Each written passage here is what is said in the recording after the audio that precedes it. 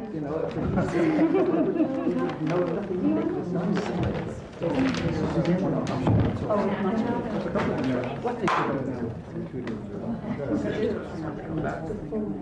The development of myself as a writer kind of coincides with this kind of exploration of personal identity, growth, ethnicity, multiculturalism, whatever we now call it.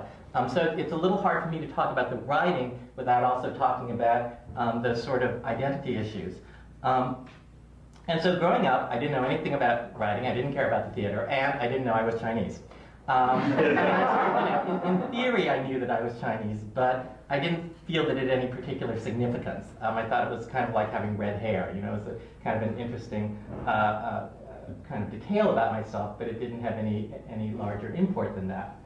And I guess that it's, in retrospect, it is kind of interesting to me that the first time that I chose to put pen to paper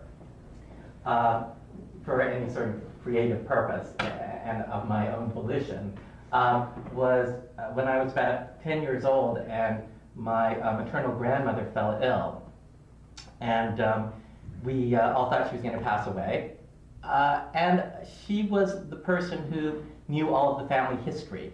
Her relationship with me was basically that, you know, she would tell me, oh, your great-grandfather did this or whatever. And I thought, at 10, for some reason, I felt that it would be a terrible tragedy if she died, not only because she would be lost, but also because these stories would be lost.